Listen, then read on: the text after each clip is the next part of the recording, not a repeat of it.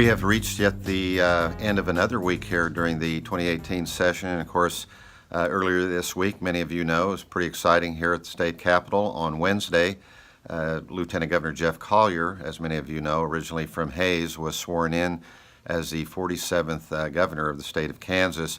It was quite a ceremony and kind of first of its kind, actually, because we've really never had a change in leadership like that right in the middle of a session. Anytime it's happened before, such as when Kathleen Sebelius went on to Washington, that took place between sessions. So it was quite a ordeal here at the Capitol that day. A lot of people came in, and it was held on the first floor of the rotunda, quite crowded, but it was a very nice ceremony and pretty exciting news for Hays to have a governor from originally from our community. He did pledge to offer a different style of leadership than the previous administration and focused a lot on transparency. And as I've mentioned in previous broadcasts, that has been a big issue around here of things being done without really anybody knowing about certain contracts and so forth. I might point out that the legislature itself actually has all of our committee meetings now are streamed live, so you can listen in on any committee hearing that's going on. And so a lot of things like that, and we've got some legislation going right now so that the originator of any bill can be tracked, and so you won't have these bills going through the process here that nobody knows where they actually originated from. So it's all this effort to create a little bit more transparency in the whole process down here. I'm looking forward to working with Governor Collier. I hope that we can address some really important issues such as the school finance issue and also Medicaid expansion. And I think a lot of people are waiting to see where he's going to be at on that particular issue. As regarding school finance, there's really slow progress on that. I know a lot of people are watching that. Obviously, we're under a court order, but the progress seems to be really slow. And sometimes I question, where the focus is on that particular issue.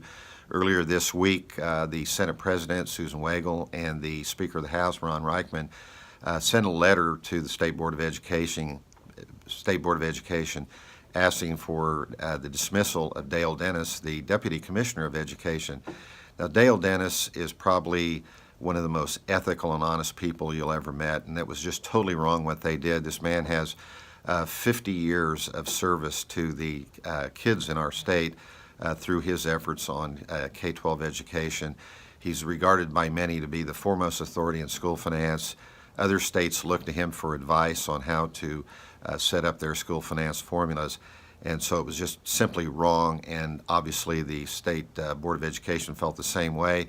They voted 9-1 not to dismiss him or put him on suspension. He was exonerated of all charges. Because within that letter they were accusing him of some wrongdoing as far as allocations of transportation funds. And Dale is by the book type of person, so we're very glad that that whole business is out of the way, and I'd like to see our task force on education, especially on the school finance formula, get back on track, especially as we keep getting good news on our revenues. Revenues for the month of January were up $165 million above estimates. I think for the fiscal year that comes in about $249 million above the estimates. So we're on track here, I think, to put together what I would consider a good 3-year plan as far as school finance funding, especially with the first year funding, probably around $200 million. And given them the $94 or $96 million that's already budgeted, we definitely have got the money to put forth about a $200 million. So that's kind of where I'm looking at as far as what we might want to be doing as far as a school finance formula. In the Appropriations Committee, we've got several updates, on different, things such as our regents, institutions, and that type of thing, and also in all the different agencies. We did have an update, though, on the oil and gas industry by the Kansas Independent Oil Gas Association earlier this week. And there's a real concern there because of a huge loan made by Russia to Venezuela, and Venezuela put up their Citgo assets as collateral. Now, that's very problematic and a big concern for American oil producers because a lot of people think that Venezuela will probably default on that loan. Now, that has a direct impact on the United States because of the refinery assets affiliated with Citgo, and that could actually shut down 10% of our refining assets, and then that would really create a crisis situation. It was referred to as a Katrina-like crisis for the American oil producers.